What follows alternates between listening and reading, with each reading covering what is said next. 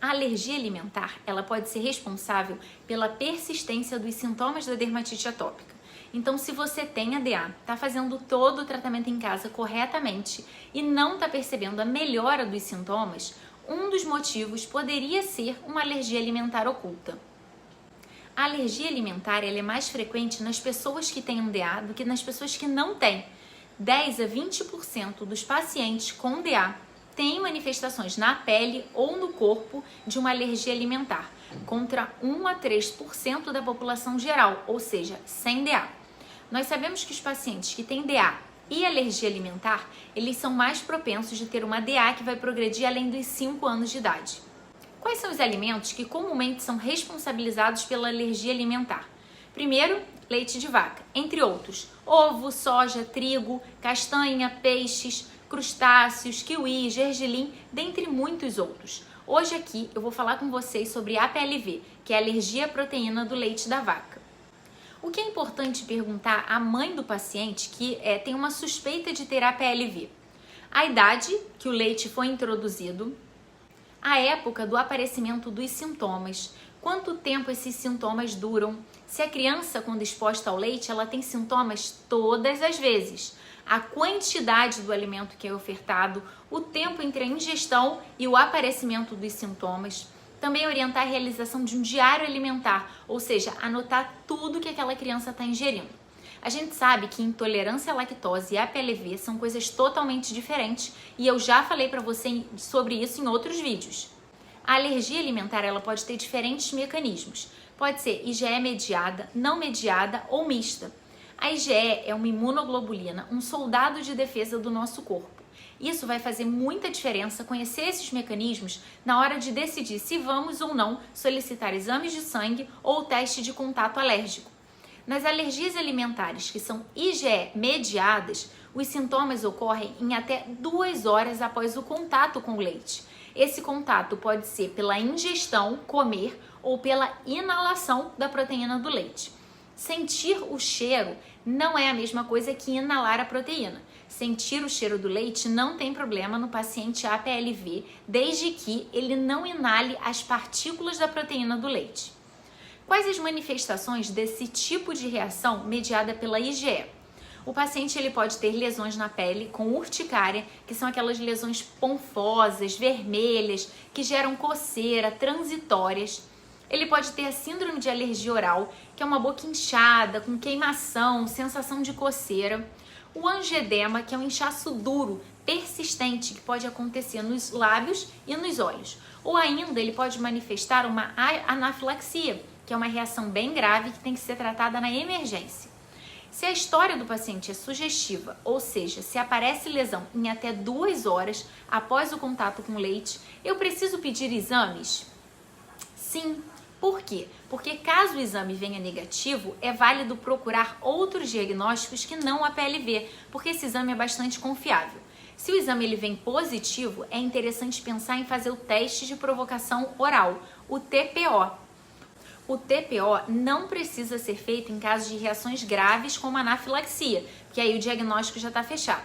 Como é feito o diagnóstico da APLV nas reações IgE mediadas? Então, anamnese, ou seja, a história detalhada do paciente com aquele recordatório alimentar, dosagem das IgEs específicas e o teste de provocação oral. Sempre com acompanhamento médico, porque a exposição a esse alimento suspeito pode sim desencadear reações bem graves. Agora, o que é esse teste de provocação oral?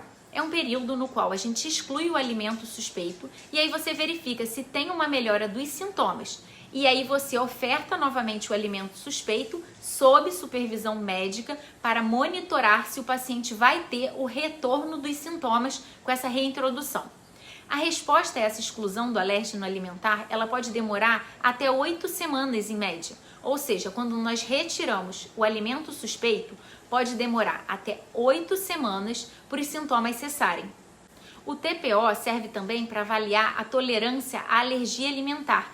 Isso mesmo, porque após algum período é interessante nós retestarmos esse paciente para ver se a alergia persiste, sempre com o acompanhamento do médico e nunca por conta própria, porque isso realmente poderia ser muito perigoso.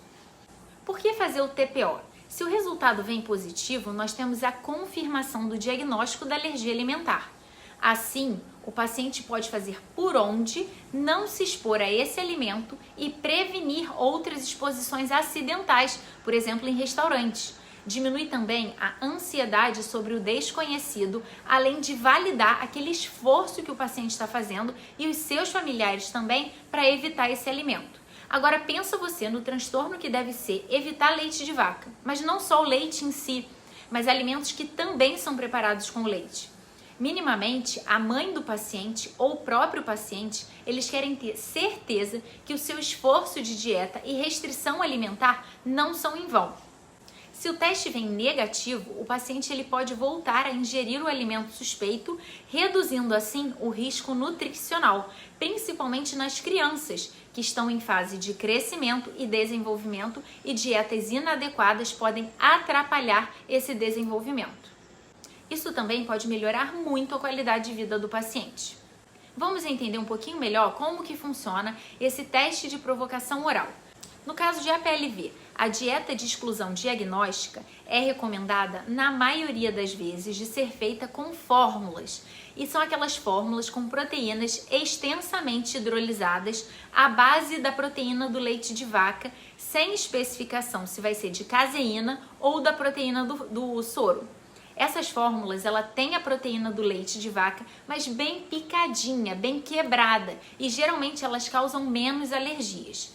Caso o paciente não apresente melhora após 2 semanas, daí se recomenda a substituição pela fórmula de aminoácidos.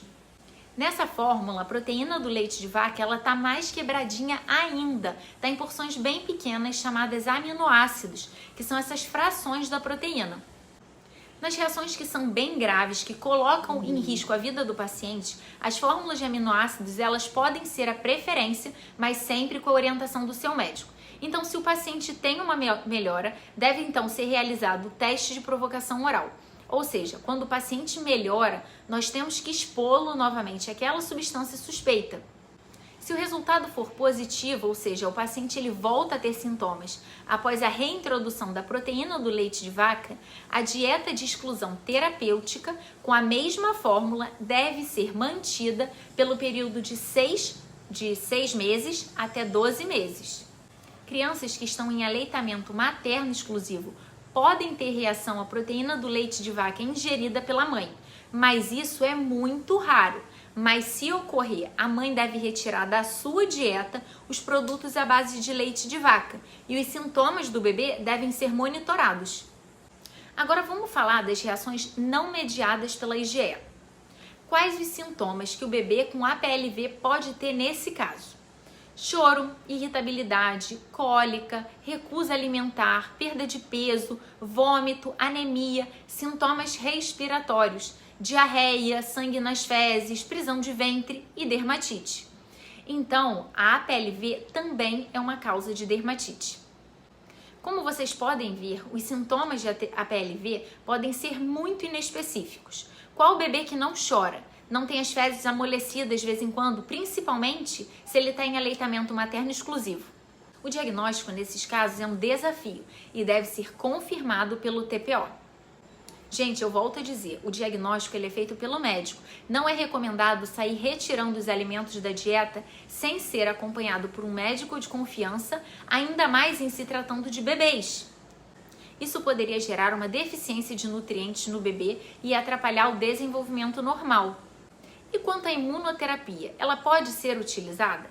Em crianças maiores do que 4 a 5 anos que persistem com os sintomas de alergia à proteína do leite de vaca, ou seja, aquelas crianças que não desenvolveram a tolerância, a imunoterapia ela pode sim ser tentada. Se você achou esse conteúdo relevante, não deixe de curtir esse vídeo. E se conhece alguém que se beneficiaria desse conteúdo, marca a pessoa aqui e envie o link para ela. Eu espero ter esclarecido para vocês um pouco mais sobre esse mundo que é a dermatite atópica e a alergia alimentar.